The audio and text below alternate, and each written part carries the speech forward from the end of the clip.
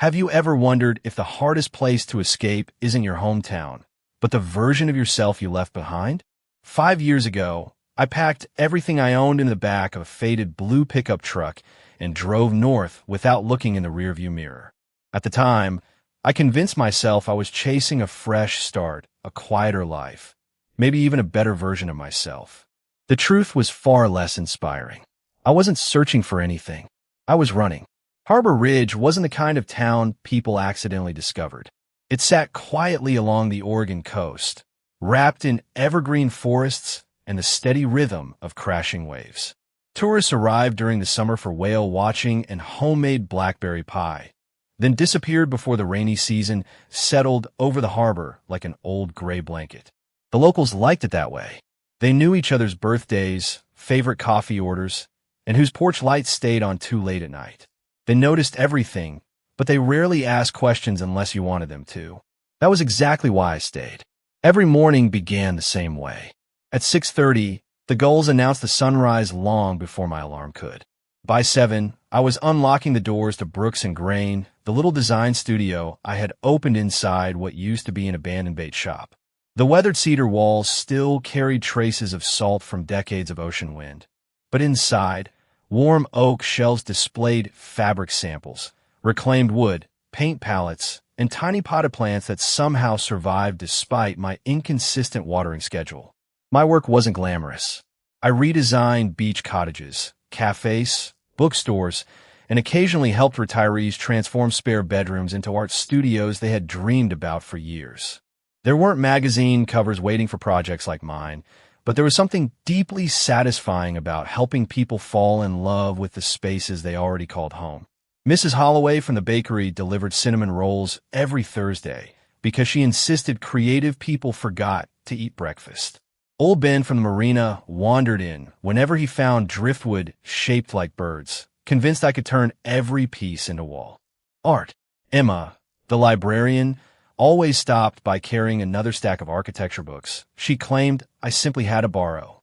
Somewhere along the way, Harbor Ridge stopped feeling like a hiding place and quietly became home.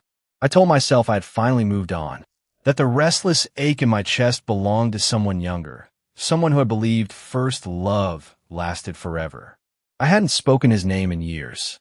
I avoided cities where I thought we might cross paths. I deleted old photographs, changed my phone number, even ignored college reunions because the idea of accidentally seeing him still made my stomach tighten.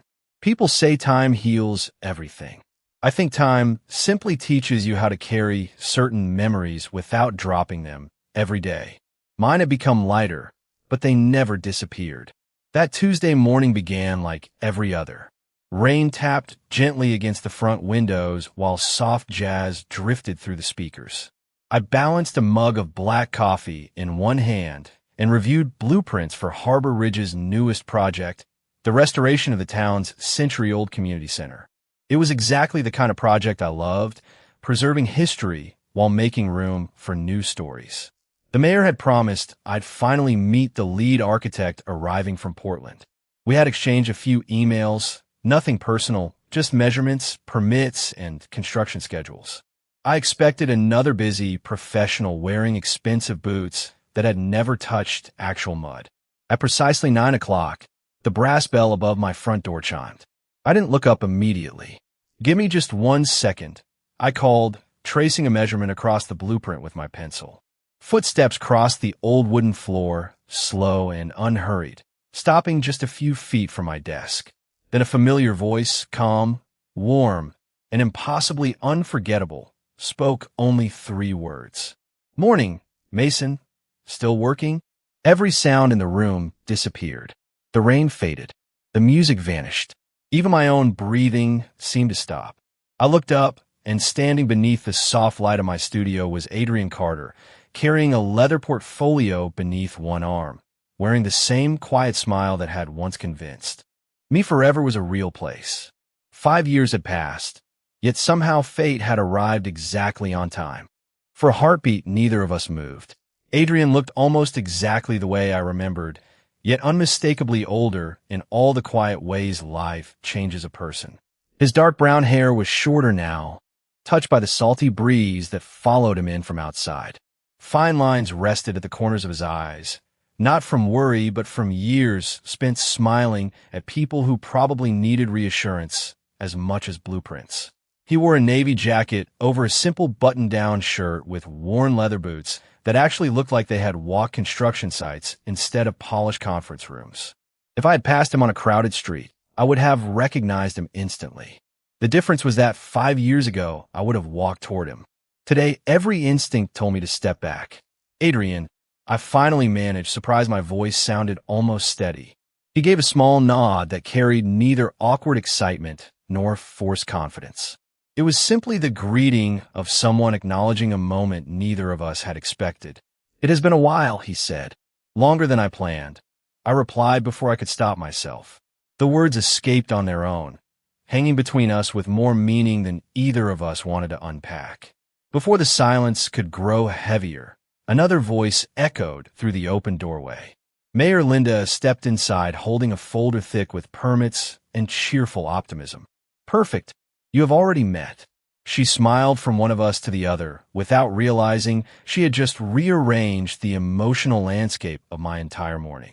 "Adrian is leading the structural restoration for the community center, and Mason is handling the interior redesign. You two are going to make an incredible team." Team. The word landed somewhere between ironic and terrifying.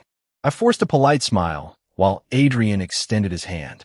5 years ago, I had known every tiny scar across those fingers from long nights building furniture together in college workshops. Now, they belonged to a stranger wearing familiar skin. I shook his hand anyway. It lasted only a second, professional and restrained, yet memories stirred so quickly that I almost forgot Mayor Linda was still speaking about budgets, timelines, and preservation grants. Once she left, the room became strangely quiet again. Adrian glanced toward the blueprints spread across my desk. "You always did organize your drawings by color." I looked down. The folders were still arranged in the same order I had used back in design school. Without realizing it, I had never changed the habit. "Some systems work," I answered. He smiled gently. "I guess they do." We spent the next hour reviewing floor plans, discussing aging support beams, original brickwork, and how to preserve the building's character without sacrificing accessibility. It should have felt uncomfortable, but something unexpected happened. We fell into the same creative rhythm we had shared years before. I would suggest opening natural sight lines through the lobby, and Adrian would quietly sketch a structural solution before I even finished explaining the idea. He noticed details everyone else overlooked. I anticipated practical problems before they became expensive mistakes. Once that balance had extended far beyond work.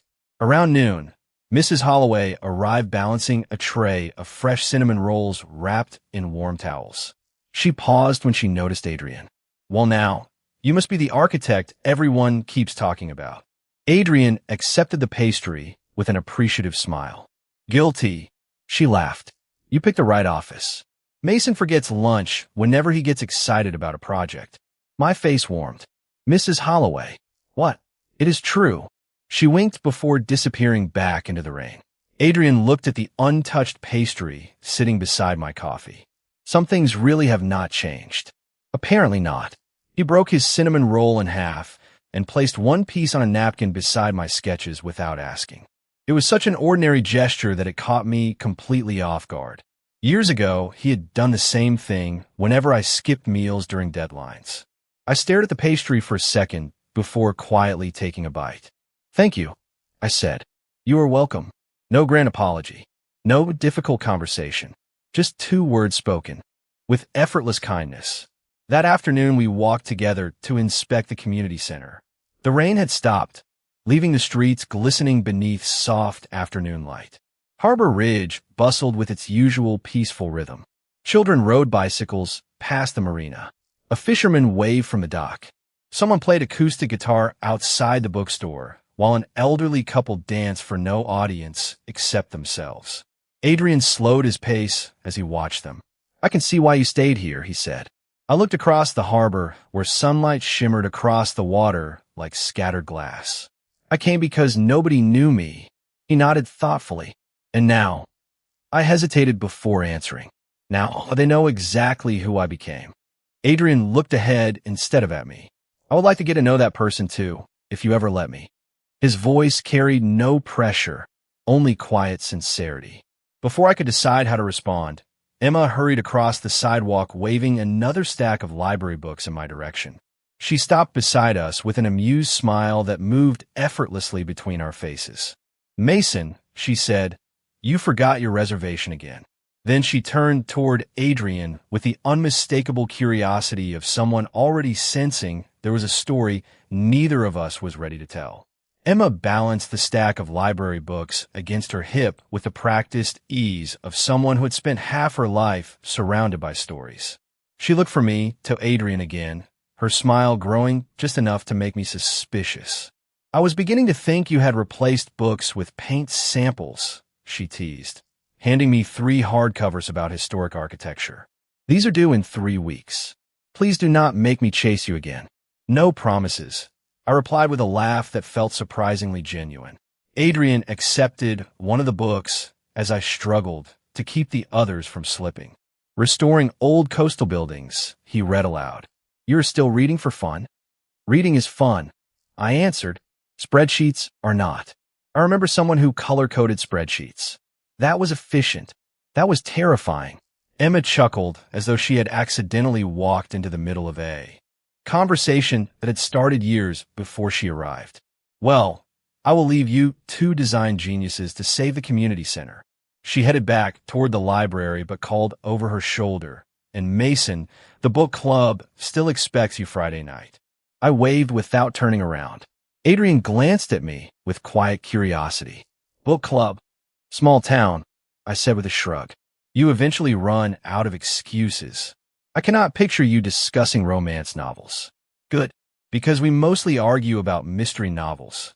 We continued toward the community center, passing flower boxes overflowing with lavender and white daisies. Harbor Ridge always seemed to bloom no matter the season. Even the storefronts looked as though someone cared enough to repaint them before they truly needed it. Adrian slowed beside the old brick building, studying the weathered facade. "This place is good bones," he said. "It just needs someone willing to listen to what it used to be." I smiled before I could stop myself. "You always talked about buildings like they were people. Maybe because people and buildings have something in common." He rested a hand lightly against the brick wall. "Most of them do not need to become something different. They just need someone patient enough to repair what time quietly wore down." His words lingered with me long after he stepped inside. Dust floated through thin beams of afternoon sunlight pouring from tall windows. The hardwood floors creaked beneath every step, and faded photographs of town festivals still lined the hallway.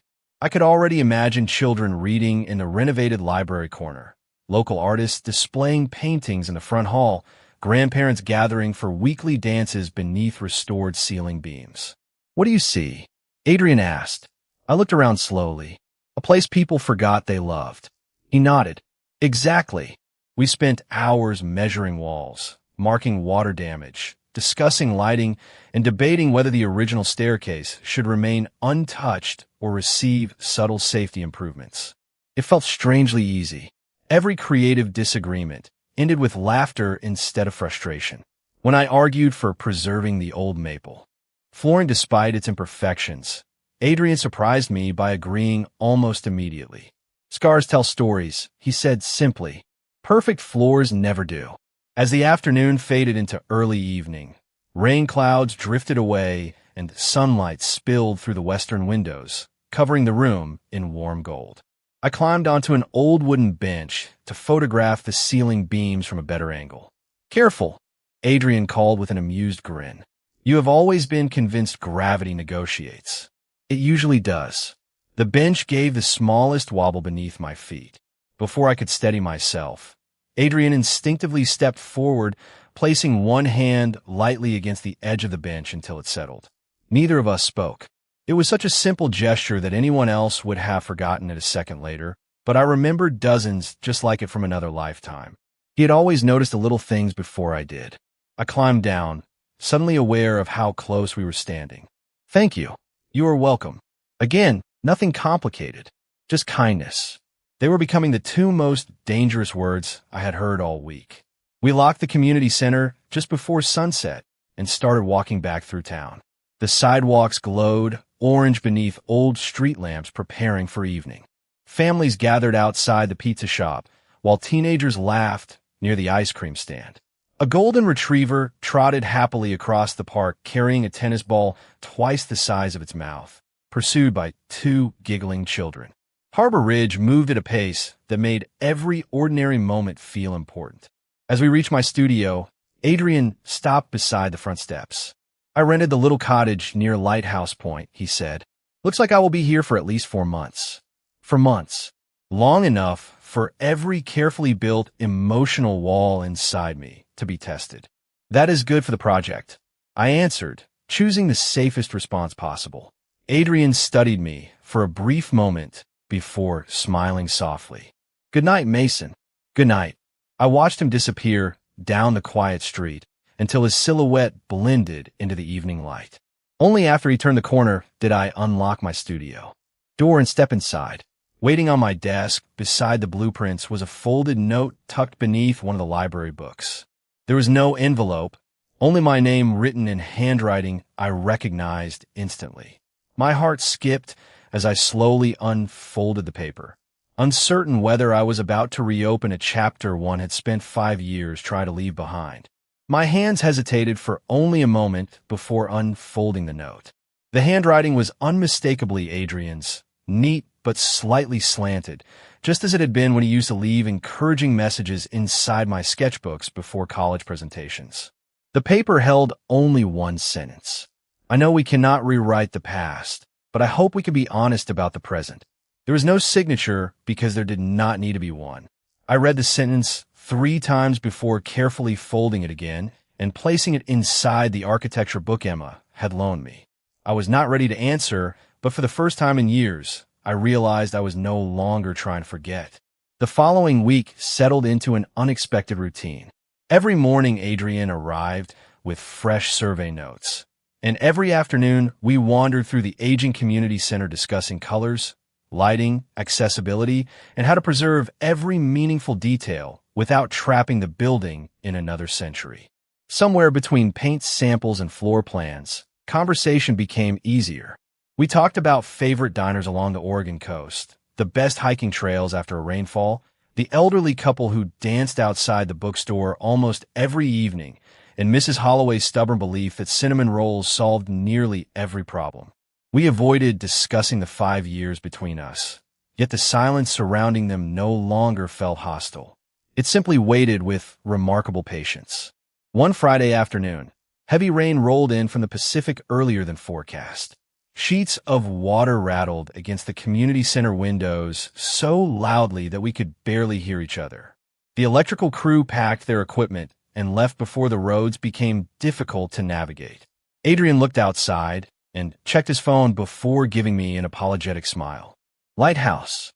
Road is closed because of flooding near the cliffs. I guess I'm not getting back to the cottage tonight." I looked at the weather alert on my own phone. The warning covered most of the coast until morning.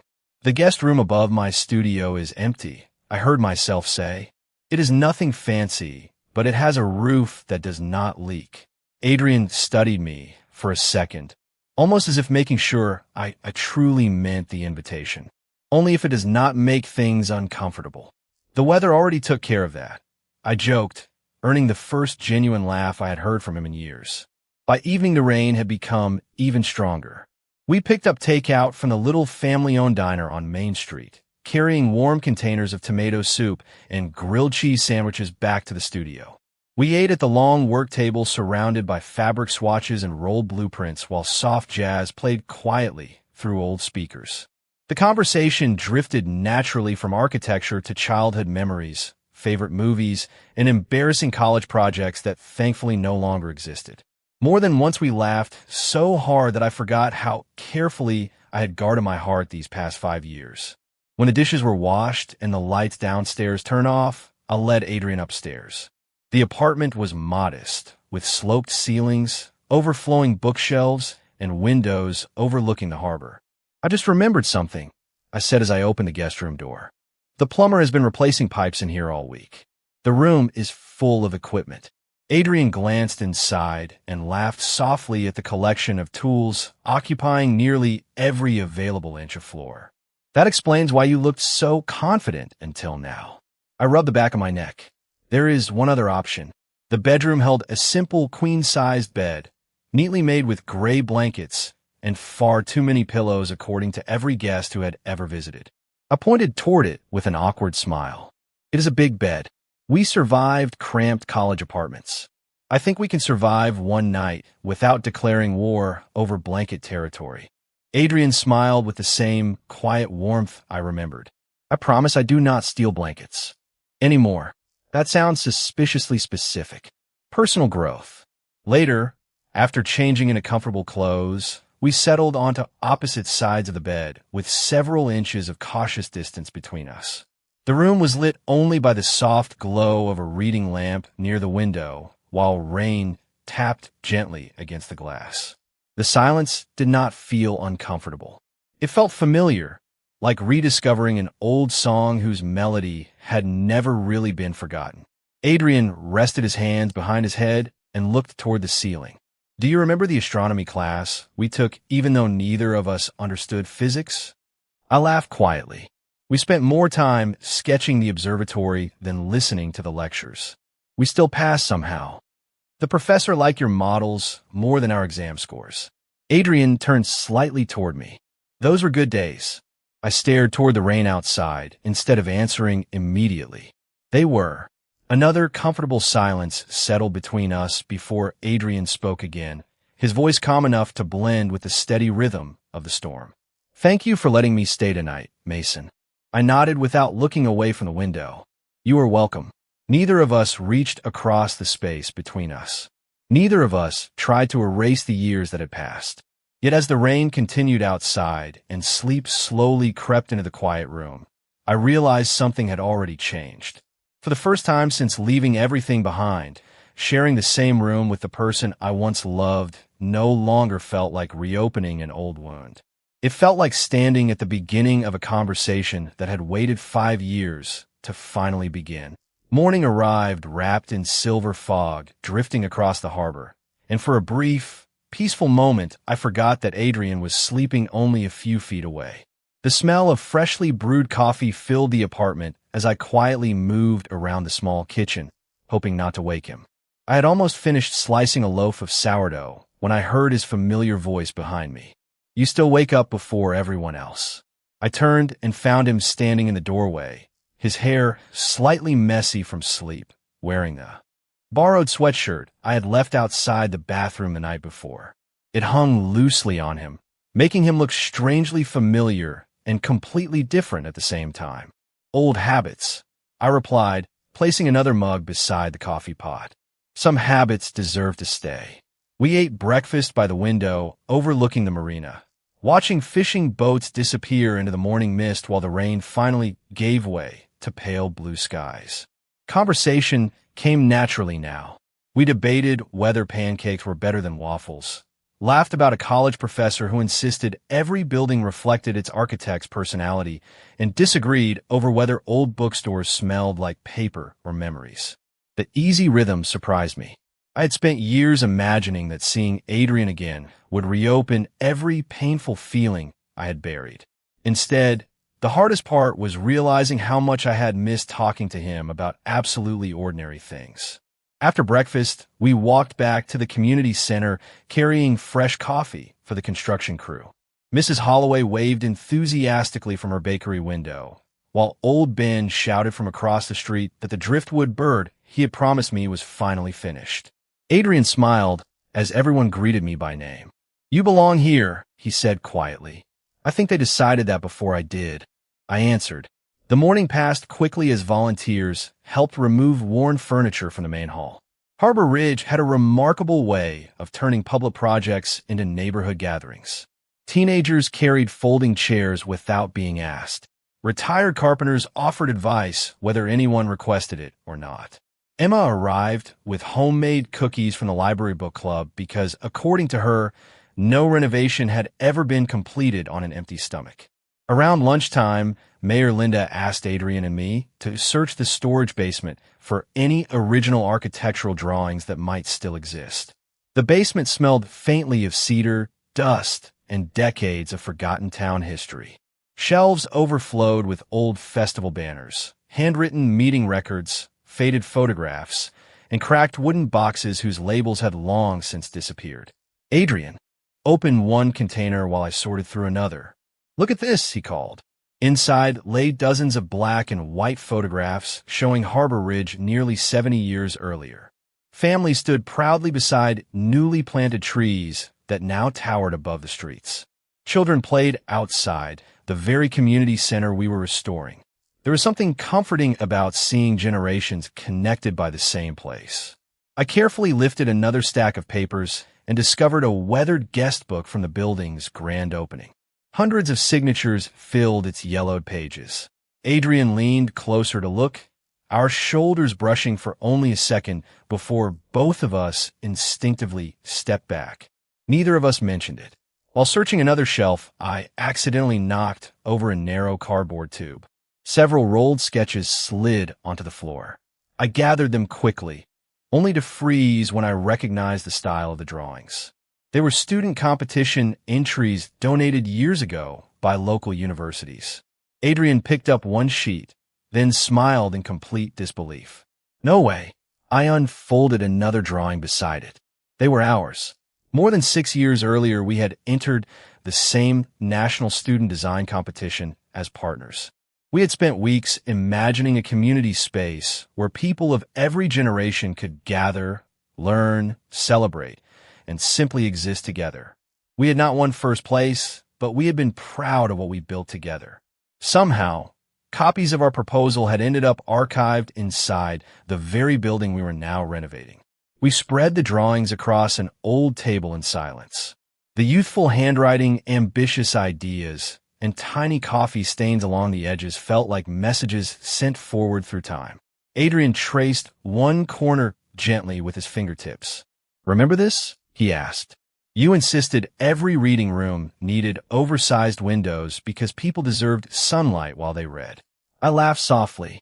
"And you argued that every entrance should make visitors feel welcome before they even open the door." He nodded. "I still believe that." I looked around the aging basement, then back at the faded drawings between us. Maybe we were not as inexperienced as we thought. Adrian met my eyes with a quiet smile, filled with equal parts nostalgia and hope. Maybe we just needed enough years to finally build the place we dreamed about. For the first time since he had returned to Harbor Ridge, I allowed myself to imagine a future that was not defined by the day we lost each other, but by the possibility that two people could grow far enough apart to eventually meet again as better versions of themselves, even if neither of them yet understood why fate had chosen this particular town, this particular project, and this particular season to bring them back together. The discovery of our old student drawings quietly changed something between us. Neither Adrian nor I spoke about it directly, but over the next several days, the invisible distance we had carefully maintained became just a little smaller. We still focused on the renovation, still measured walls, reviewed permits, and debated paint finishes. Yet every conversation now carried an ease that reminded me less of strangers reconnecting and more of old friends slowly finding their way back to familiar ground. The townspeople seemed to notice long before we did. Mrs. Holloway began packing 2 cinnamon rolls instead of one every Thursday morning without asking who the second one was for. Emma somehow managed to reserve duplicate copies of every architecture book that arrived at the library, insisting it was easier than waiting for one of us to finish first. Even old Ben, who claimed to understand people no better than driftwood, grinned every time Adrian and I walked past the marina together. "Buildings are coming along nicely," he would say with a knowing smile. "Looks like the people are too." One bright Saturday, the Harbor Ridge Farmers Market filled the streets with music, handmade crafts, fresh peaches, wildflower bouquets, and the comforting smell of grilled corn drifting through the cool coastal air. Mayor Linda convinced the renovation team to set up a small booth displaying concept sketches for the restored community center so residents could share ideas before construction moved further along.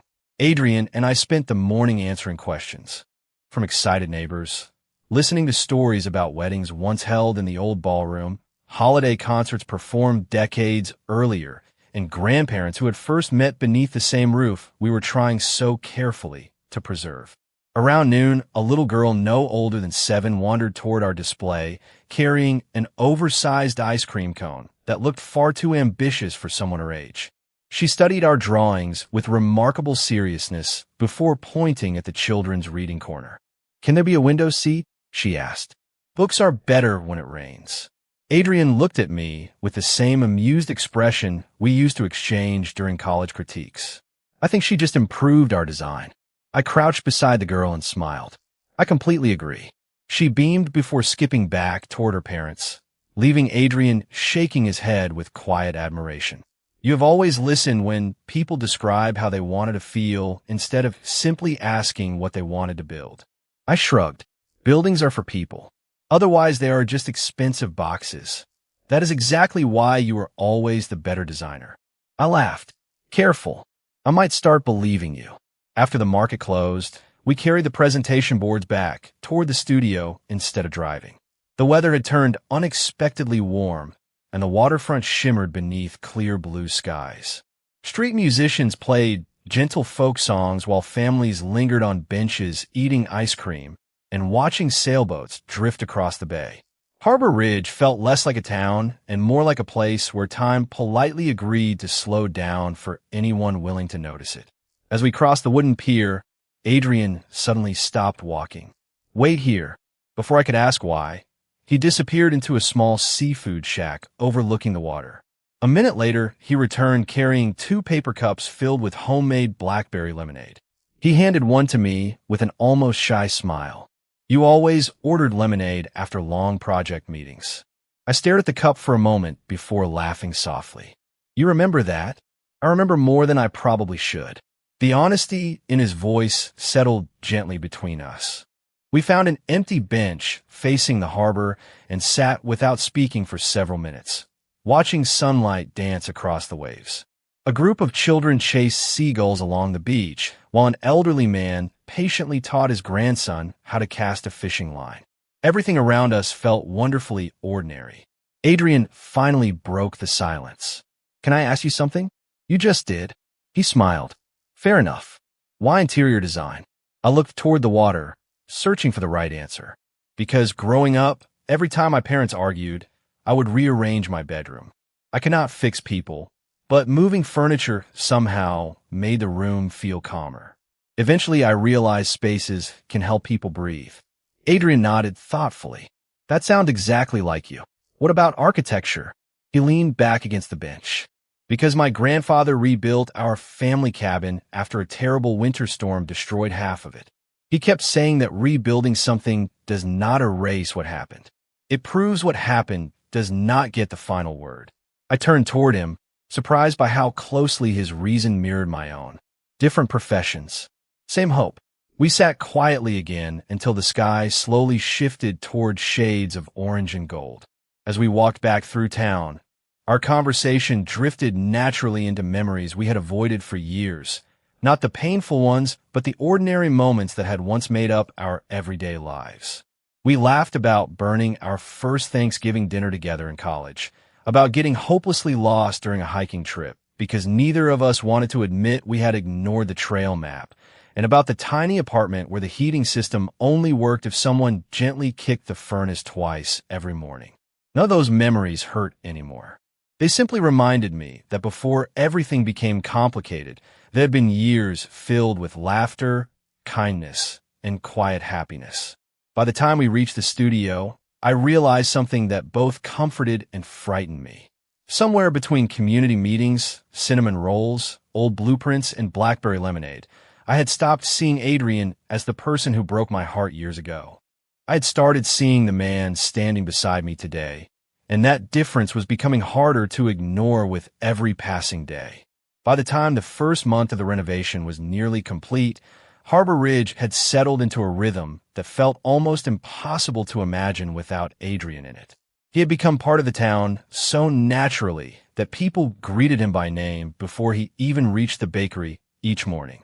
Mrs. Holloway no longer asked whether he preferred coffee or tea because she already knew he would order black coffee on weekdays and chamomile tea every Friday afternoon. Emma had convinced him to join the library book club after insisting that architects secretly made the best readers because they already understood how stories were built. Even old Ben had invited him onto his fishing boat one Saturday morning, though Adrian admitted afterward that he had caught absolutely nothing except a sunburn and several good conversations. Watching him become part of the life I had carefully built over 5 years should have frightened me.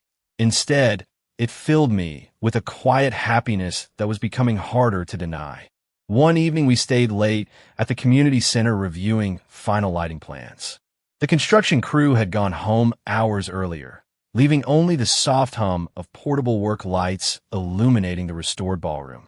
Freshly refinished maple floors reflected the warm glow overhead, and for the first time the old building no longer felt abandoned. It felt alive again. I stood near the windows adjusting a lighting diagram when Adrian walked over carrying 2 cups of hot chocolate from the cafe across the street. I figured coffee was becoming a personality trait, he said with a smile. Thought we should try something different. I accepted the cup gratefully. You are trying to save me from caffeine. I am trying to save your sleep schedule. We wandered slowly through the quiet building, imagining where future concerts, weddings, birthday parties, and neighborhood gatherings would one day take place. Every room seemed to carry echoes of lives that had passed through it before ours. When we reached the restored reading room, Adrian stopped, beside the wide window seat inspired by the little girl from the farmer's market. Outside, evening rain had begun falling gently across the harbor. She was right, he said. Books really are better when it rains. I smiled. Sometimes the youngest people have the clearest ideas. We sat together on the window seat, listening to rain tap softly against the glass. Minutes passed without either of us speaking.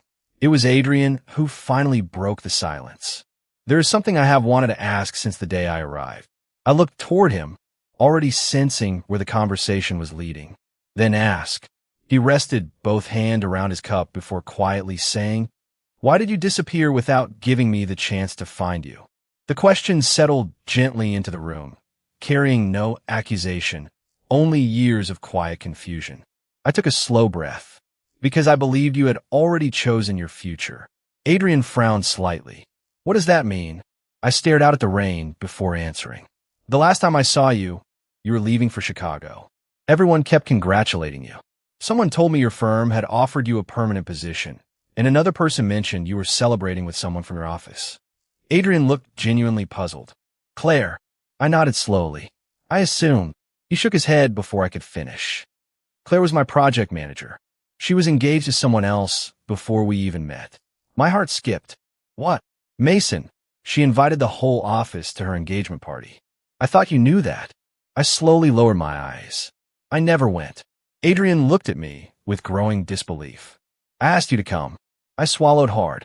I never received the invitation. Neither of us spoke for several long seconds. Adrian reached into his leather satchel resting beside the bench and carefully removed a worn envelope with softened edges, as though it had been carried for years. He handed it to me without saying a word. My name was written across the front in the same careful handwriting I had recognized on the note weeks earlier. The postage stamp had never been marked. The envelope had never been opened.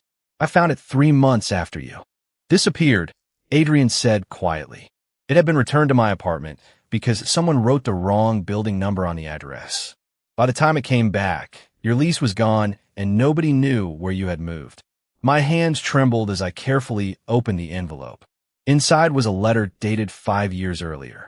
Every sentence carried the hopeful certainty of someone making plans for a shared future.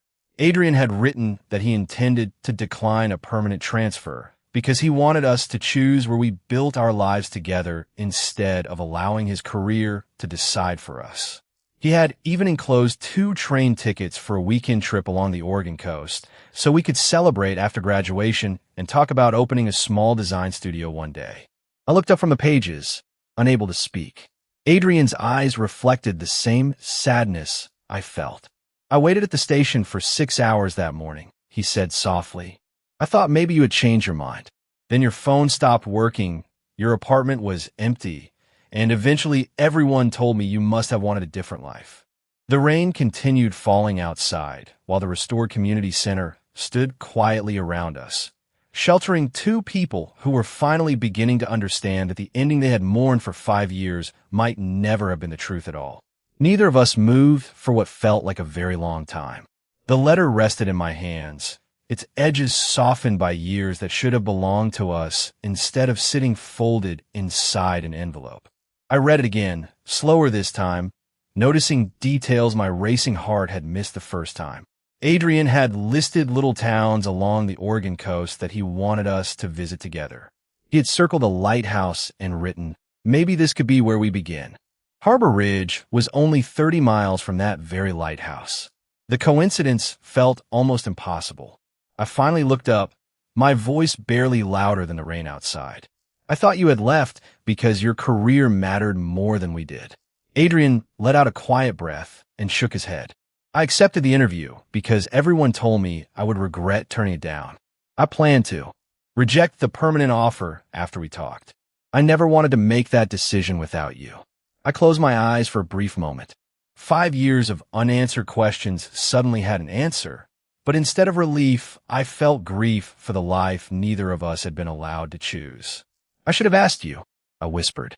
"I should have come looking for you." Adrian's expression remained gentle. We were both 24. We were proud, scared, and convinced silence meant certainty. We made the same mistake from opposite directions. His words did not erase the pain, but they removed the blame I had carried for so long. We stayed in the reading room until the rain slowed to a soft drizzle, talking more honestly than we had in years. We did not try to relive our old relationship or pretend the missing years had never happened. Instead, we shared everything that had filled them. I told him about arriving in Harbor Ridge with barely enough savings to rent the abandoned bait shop that eventually became my studio. I admitted how terrified I had been on opening day, wondering if anyone would trust an unknown designer with their homes. Adrian smiled as I described the first elderly couple who hired me simply because I listened longer than anyone else. Then he shared his own journey.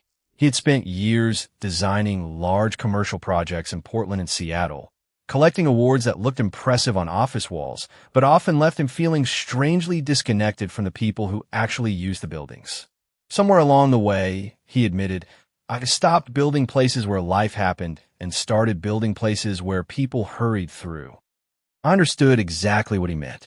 Success had given him recognition, but not the quiet satisfaction I saw on his face every day inside the community center. As we walked back toward town beneath clearing skies, the streets shimmered from the recent rain. Store owners swept water from their sidewalks while warm light spilled through cafe windows. Harbor Ridge carried on exactly as it always had, unaware that 2 lives had just quietly changed inside an old building overlooking the bay. During the following week, something subtle shifted between us.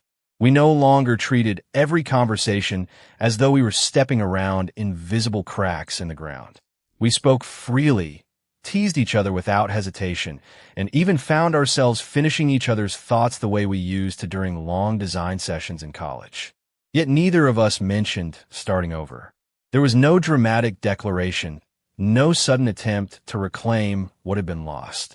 Instead, we gave ourselves permission to discover who we had become. One afternoon, while reviewing furniture samples in my studio, my phone rang with an unfamiliar number from Chicago. I answered absent-mindedly, expecting a supplier. Instead, the voice belonged to the director of a nationally respected interior design firm. Months earlier, before Adrian had returned, I had submitted a portfolio almost on impulse, convinced nothing would come of it. They had loved my work. The director explained that a senior designer had unexpectedly retired, leaving an opening they rarely offered to outside candidates. The position included a generous salary, creative freedom, and the opportunity to lead major restoration projects across the country. They wanted an answer within 1 week. After the call ended, I remained standing beside my drafting table, staring at the blank wall in front of me. For years, I had dreamed about an opportunity like this.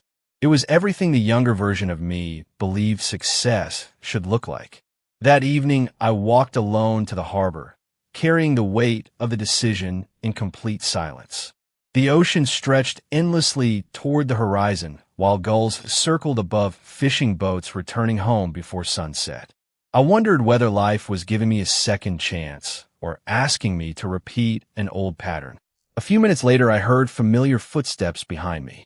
Adrian stopped beside the railing, holding 2 paper cups of blackberry lemonade without saying a word. He handed one to me with a small smile. "You look like someone who needed this." I accepted the cup and looked out across the water. "Chicago offered me a job today." Adrian remained quiet for several seconds before asking only one question. "Is it the kind of work you have always wanted?" I nodded slowly. He smiled, although I could see the quiet sadness behind his eyes. "Then I hope you choose what lets you become the person you want to be." There was no attempt to persuade me to stay, no selfish request, no emotional bargain, only sincere encouragement.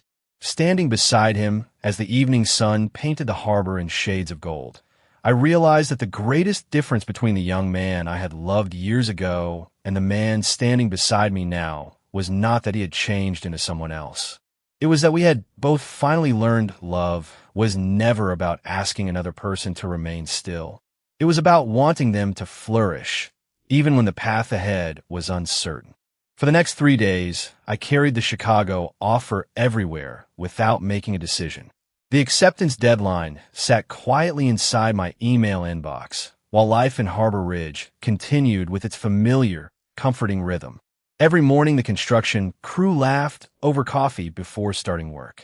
Every afternoon, Mrs. Holloway insisted we sample whatever she had baked that day.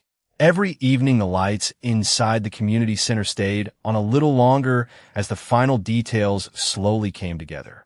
It would have been easy to believe nothing was changing, but I knew better. The hardest decisions often arrived disguised as ordinary days. On Friday evening, the restored community center officially reopened. Nearly the entire town gathered beneath the newly polished wooden beams, filling every corner with conversation, music, and the unmistakable warmth of people celebrating something they had built together. Children immediately claimed a window seat in the reading room exactly as we had hoped they would. Couples admired old photographs displayed along the hallway beside new artwork created by local students. Elderly residents smiled as they recognized details preserved from decades earlier. It was no longer just a renovated building. It had become what we imagined all those years ago when we were still students sketching impossible dreams onto oversized sheets of paper. Mayor Linda stood at the front of the ballroom and thanked every volunteer by name before unexpectedly inviting Adrian and me to stand beside her. "Buildings matter," she said, looking toward the crowd, "but only because of the people who fill them." These two reminded all of us that preserving the past is not about refusing to move forward. It is about carrying the best parts of yesterday into tomorrow. The room filled with applause. I glanced toward Adrian, and he smiled with quiet pride, not because people were applauding us, but because the community finally had its gathering place back. Later that evening, after the celebration ended and the last guests wandered home beneath strings of glowing lights, Adrian and I remained behind to switch off the lamps one room at a time. When we reached the reading room, rain had started again, tapping softly against the wide window where the first idea had been born from a little girl's imagination. We sat together on the window seat without speaking. The silence felt peaceful instead of uncertain. I reached into my jacket pocket and removed my phone. The email from Chicago was still open. Adrian noticed it immediately, but said nothing. I looked at the screen one last time before slowly typing my response. My fingers hesitated for only a second before pressing send. Then I placed the phone back into my pocket and let out a long breath. Adrian turned toward me. "May I ask?" I nodded. I thanked him for the opportunity, but I declined. He looked genuinely surprised. "Because of me?" I smiled softly and shook my head. "No. Years ago, I ran away because I believed leaving would fix everything. This time I stayed because I finally understood what success actually looks like to me. It is not about the biggest project or the highest salary. It is creating places where people feel they belong. Somehow I found that here. Adrian's shoulders relaxed, as though he had been carrying a weight he never intended to place on me. "I'm glad you made the choice for yourself." I laughed quietly. For the first time in a long time, I think I did. A week later, Adrian received unexpected news of his own. His firm offered him a promotion that would require relocating permanently to Seattle. He listened carefully before thanking them and asking for one day to consider the proposal. The following afternoon, he walked into my studio carrying no briefcase, no blueprints, only a folded letter. "I turned it down," he said. I blinked in surprise. "Why?"